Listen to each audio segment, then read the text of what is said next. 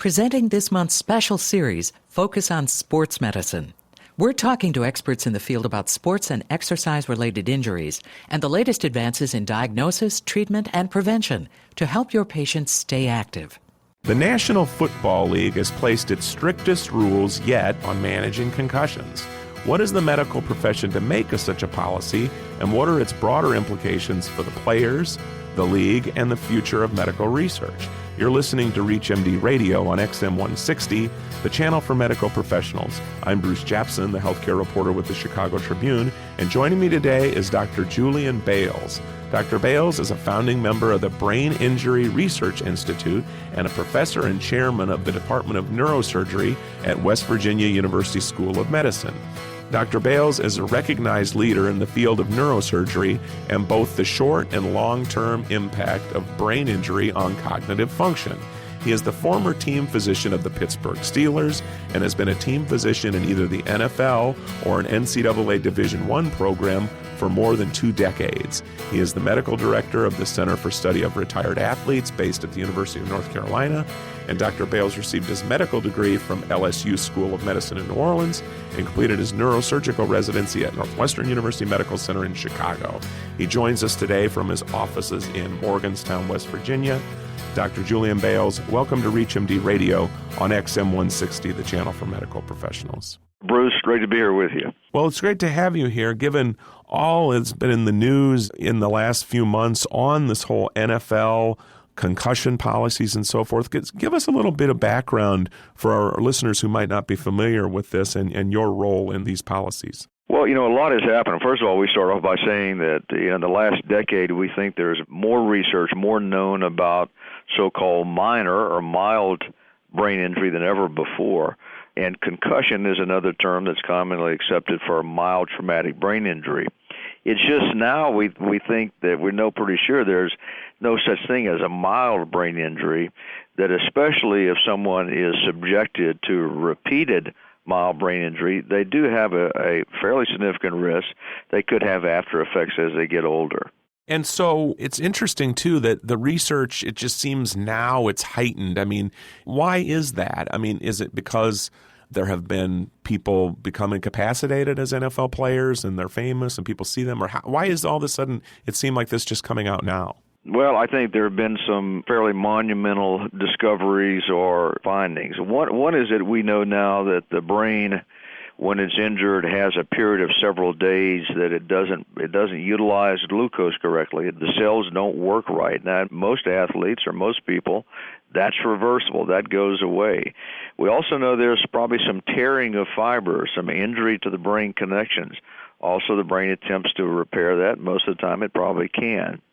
In 2003, my colleague Bennett Amalu reported the first case of chronic traumatic encephalopathy, chronic brain damage, and that was in the former Pittsburgh Steelers Hall of Famer, NFL great, 17-year NFL player Mike Webster. Since then, he and I have gone on to study the brains of 20 athletes, and all of them who had very similar failures in business and failures in their relationships and marriage and depression and suicide. In every case that we found that sort of behavioral or clinical expression, we found extensive brain damage of an Alzheimer type, the collection of tau protein, but it's not Alzheimer's disease. It's a different form that affects a small but important percentage of former contact sport athletes. And that's really interesting because just the broader implications to everybody, I mean, it can make sense. I mean, if maybe we're in a car accident, can it be a single event like that? Or what are sort of the broader implications of these NFL studies? Well, I think that the broader implications are people that are exposed to especially repetitive injury, repetitive, quote, mild injury, non-lethal injury, but injury that they survive sets the stage. Now, we also know there's a greater interest now in the military exposure that they have, in many cases, because of these explosions, these improvised explosive devices, IEDs, roadside bombs, that they get concussive effects. Some are coming back from Iran and Iraq with 13, 15 concussive events. But the only other area that's happened to is contact sports. So I think it's a discovery of what can happen in the brain metabolically, anatomically, and then the worst case scenario of this chronic traumatic encephalopathy. I think that has led to the momentum. And then remember, the New York Times reported in October that the NFL's own commission study done by the University of Michigan said that the retired NFL players in their 30s and 40s had 19 times higher risk of having Alzheimer's or memory dementia problems at a very early age. That really is fascinating, because I think a lot of people think that when you're young, you're invincible and so forth. And you think about maybe the people decades ago who were not studied, who may have slipped into these categories, and they either weren't treated or people didn't know what was wrong. Is that what people find? I think so, and we've studied this. You mentioned the Center for Study of Retired Athletes, which is at UNC Chapel Hill. I'm the medical director. Dr. Kevin Gutzowitz is the center director. He and I reported out, we thought, two very important studies. We looked at over 3,000 retired NFL players, and this was research supported by the NFL Players Association. We found that if they had had 3 or more concussions during their NFL career that they knew about, they had a 5 times higher risk of having cognitive problems when they were in retirement years, and a triple incidence of depression. The only risk factor was, again, 3 or more concussions. So I think it has been a culmination of a lot of findings. The work that we found in the brain autopsy has been corroborated by other specialists, other experts in the field. And hopefully now this is going to lead to an acceptance that repetitive so-called minor brain injury can lead to chronic effects. It can affect the career, it can affect the time they're playing, and it can affect them later in life. And so hopefully we're going to get now into more of an acceptance of that and a prevention mode. Well, that is important, too, for a lot of our physicians, listeners, and people in the primary care fields. I mean, it's important for them because they can start to ask these type of questions. Is that kind of what specialists such as yourself would recommend? Well, I think so. I think that to be aware of it. You mentioned, the players maybe slipped through the tracks years ago. There was a largely ignored report in the Detroit Free Press by Bill Dowd 2 years ago that said of the surviving, I think, 1959 Detroit Lions team, a third of the players already had been diagnosed as having Alzheimer's. So a third of people in their late 60s or early 70s having Alzheimer's, that's really remarkable. So hopefully it does increase awareness and importance of past history and in working up these sorts of cognitive problems or even depression in early retirement years. Well, if you're just joining us, or even if you're new to our channel, you're listening to ReachMD Radio on XM 160. I'm Bruce Japsen, your host, and joining me today is Dr. Julian Bales. He is a noted brain injury researcher out of the West Virginia University School of Medicine, and we're talking about some work that he has done relative to NFL players and sort of the broader implications of brain injuries. And Dr. Bales, we know that there is no treatment that is going to reverse the course of Alzheimer's. But if we find out that people who are brain injured end up suffering Alzheimer's, could they be the benefactors of treatments that are developed, or is it a different kind of cause that would not help them? Well, what we think so far, the leading possibility for my work and what I've seen is the omega-3 fatty acids, particularly DHA, which is the main structural fatty acid of the brain. It makes up 97% of the omega fats in the brain, 93% of the retina. We've had very good success. In fact, at UNC Chapel Hill, we're currently doing a big study with retired NFL players currently already having cognitive problems. I think DHA is helpful for the early stages of Alzheimer's or cognitive problems. As it gets later in the course of the disease, of course, really I think nothing works.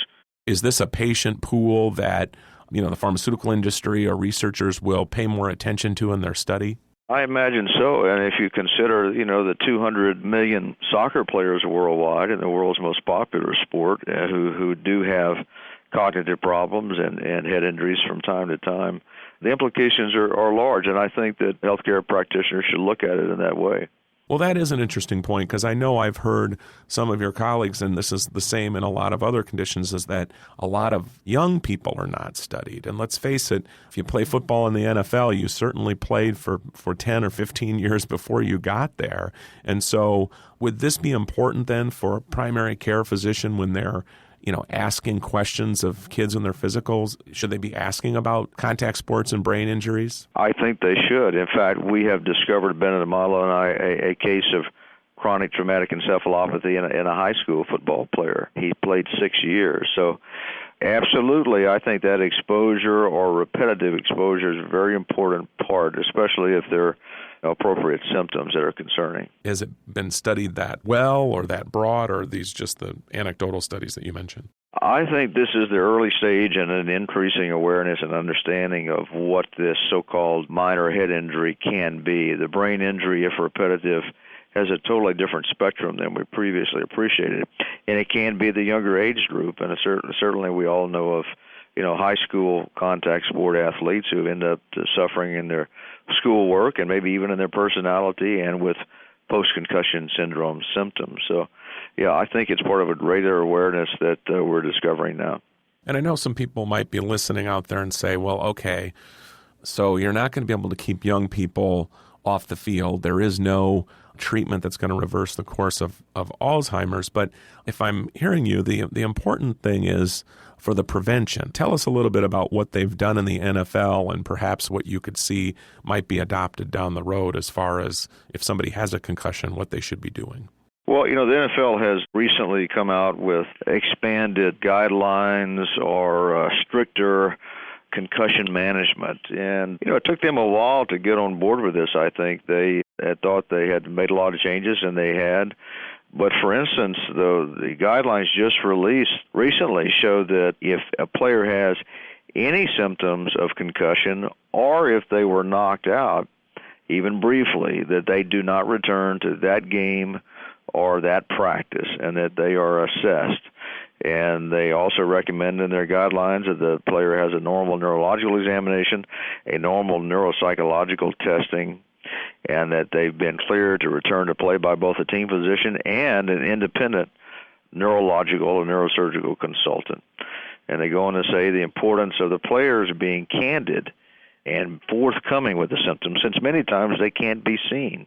And if you think about how long it took us to get to that point in the NFL, my guess is that there is no policy like this in college or high school. Well, the NCAA has just recently met, and I met with them, and we discussed changes at that level as well. And so I think at the high school level and all the way down to youth football, I think you're going to see some instances of following suit on this, and rightly so.